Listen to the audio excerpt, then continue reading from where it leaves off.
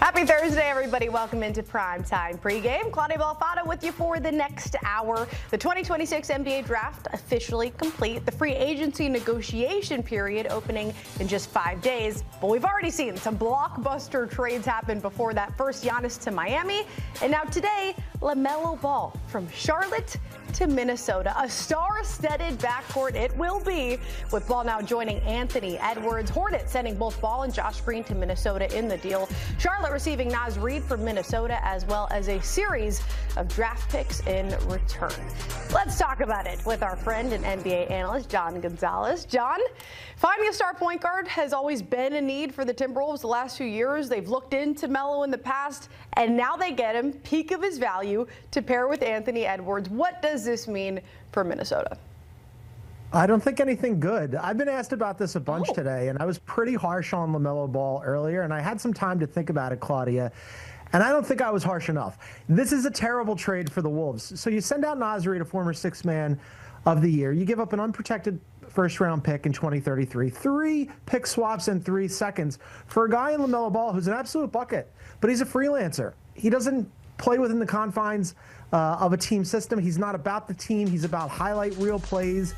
And he doesn't play any defense on top of that. And on top of that, he's only seldom available. Yes, he played 72 games last year, but in the previous 3 seasons combined, he only managed 105 games due to injuries. He's owed 3 years and $130 million on the current contract. He's eligible for a 2-year extension at $120 million. That's a whole bunch of money for a guy who's a losing player. He only won 45% of the games when he was on the floor in Charlotte, and I just don't see how this helps them. So now you got a starting lineup of Anthony Edwards, LaMelo Ball, Jaden McDaniels, Rudy Gobert, and just like a whole bunch of question marks at power forward. They were already a really thin team. Ayo Dosunmu goes to the bench, and you're looking at, I guess, Behringer as your backup to Rudy Gobert. Naz Reid could have been your starting power forward and your backup there. And then just a bench that's completely incomplete. So I don't see Tim Connolly, who runs the Wolves, one of the smartest executives in the NBA. I need him to sit me down and explain this to me because I don't get it. Okay, to be honest, I wasn't expecting that. I understood the injury, the availability concerns, like you said, missed 95 games the last 2 seasons outside of this past season. And I also thought about the usage rates. Him and Edwards are 2 of the highest use rates guys out there. So how is that going to fit together? Before we move on to some other headlines here, is it dramatic to say then that Charlotte maybe won this because they get the financial flexibility? They're re-signing Kobe White to the 3-year deal.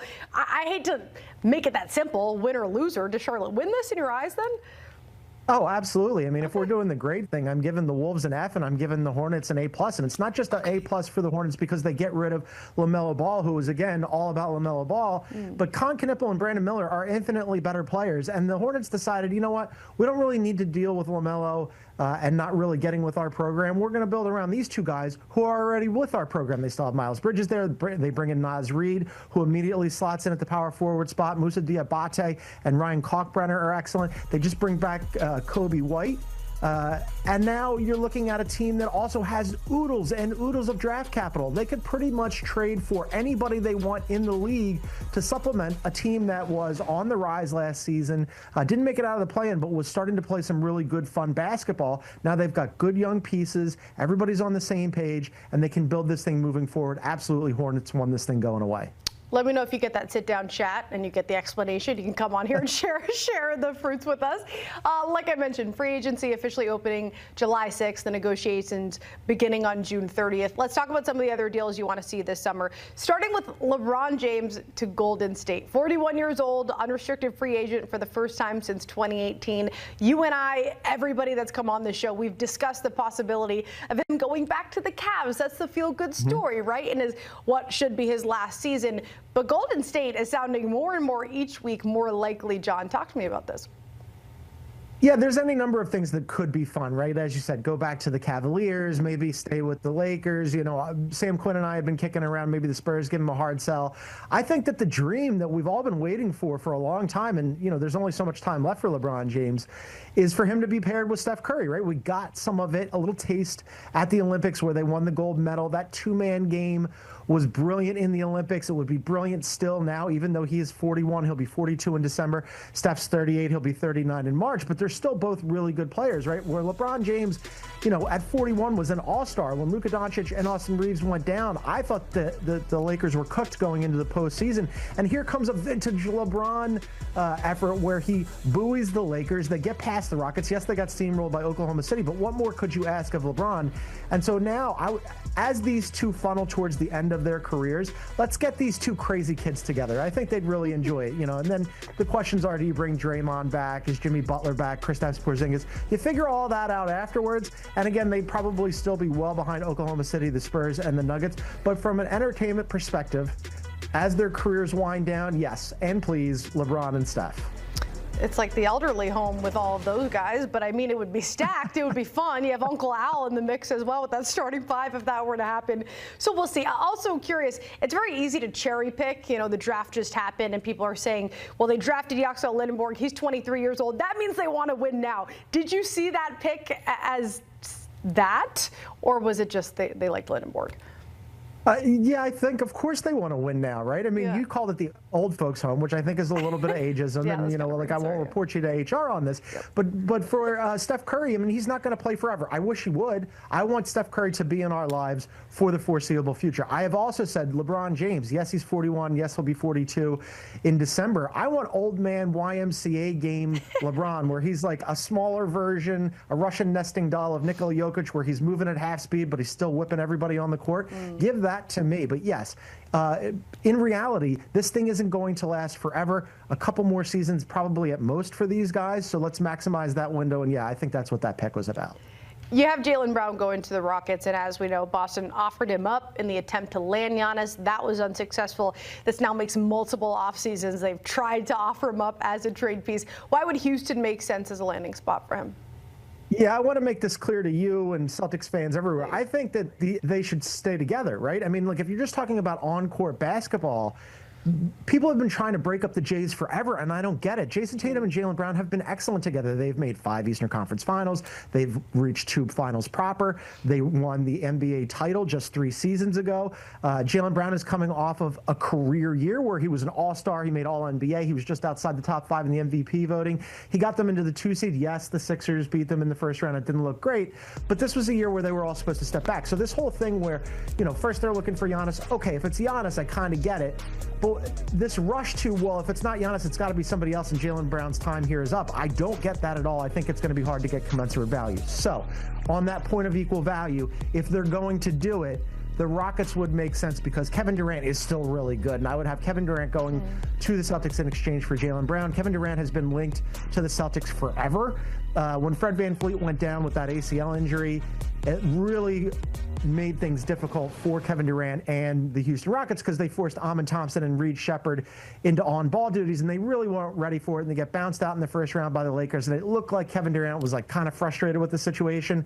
So if it is just a frustration situation on both ends, if Jaylen Brown really wants out and the Celtics have had enough of him, and if KD has said once again, because we know he loves to move around, Houston's not for me, that might be the old swapperoo to do.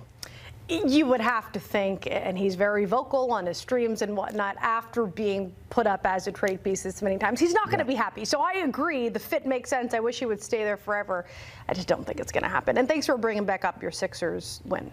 We really needed that, John. We really needed that. One team expected to be aggressive this offseason is the Pistons. You have them landing Miami's Norman Powell and New Orleans' Trey Murphy on your list. Powell coming off his first All-Star season, Murphy coming off the best season of his career. Both guys, though. So that's my question. How likely is it we really see both of them go to Detroit? Yeah, no, I actually think it's going to be sort of an either-or situation, but these are two main targets. And so what happened last night when the Pistons ended up trading Isaiah Stewart for 3 second-round picks, they freed up a lot of money. And if they go forward and renounce all of their free agents except for Jalen Duren, who is another thing that we'll just put off to the side because that negotiation for his new contract is going to be interesting, they could free up around $33 million in cap space, and there are reports that they want to go big game hunting, right? Kawhi Leonard and LeBron James first on their list. Kawhi would be a great fit. I seriously doubt that whatever time LeBron James has left in the NBA, that he's going to spend it in Detroit.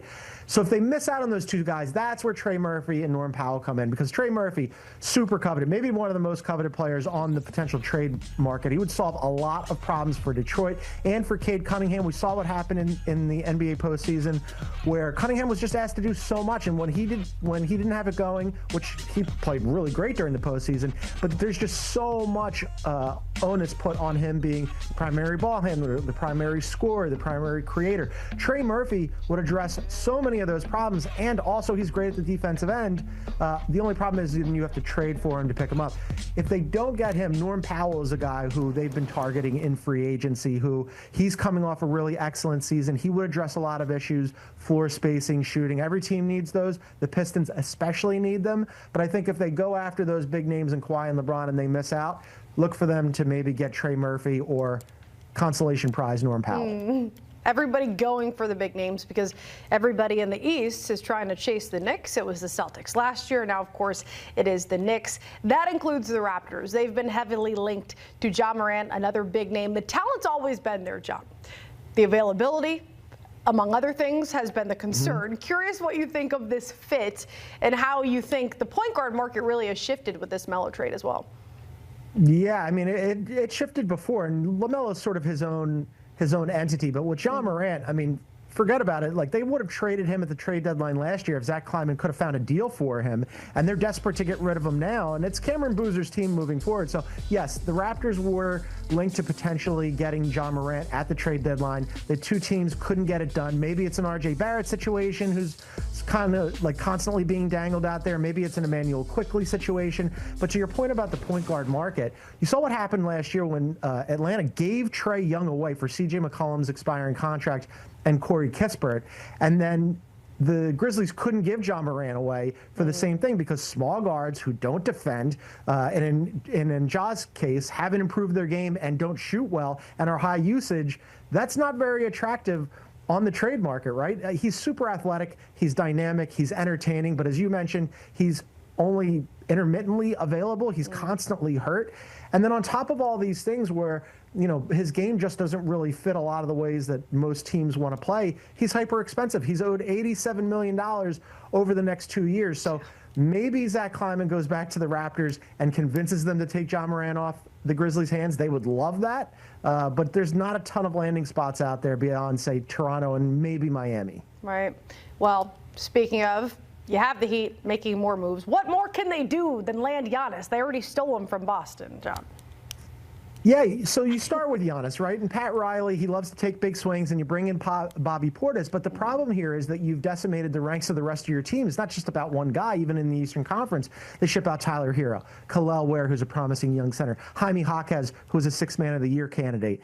Norman Powell's a free agent. They might lose him. Andrew Wiggins has a player option. They might lose him too. And so I said, you know, maybe a Ja Morant, because Pat Riley likes to take big swings for big names. If not, they definitely need guard help, because what you're looking at right now is Giannis and Bam Adebayo and Davion Mitchell, and then a bunch of question marks, not just in the starting lineup, but also off that bench. So Kobe White now off the board. The Hornets just gave him a new contract, but there's a whole bunch of other free agent guards who potentially could be targets for the Heat. There's Colin Sexton, there's Anthony Simons, Keon Ellis, DeAnthony Melton. Some of those guys got to end up in Miami because they are desperate for ball handlers, shot makers, floor spacers, shot creators. I mean, everybody assumes that just because they got Giannis, all of a sudden they're contenders in the Eastern Conference. Well, the Knicks will have something to say about that. So with the Celtics, the Pistons, probably the Cavs, I think the Hawks are better than the Heat right now. So Pat Riley has a lot of work to do, and it starts with getting more guards. And Coach Spo deserves a squad that can win him another title. He does. I'll say it as a Celtics fan. I admit. John Gonzalez, thank you. Good luck with the madness that is to come with all of that free agency. Here's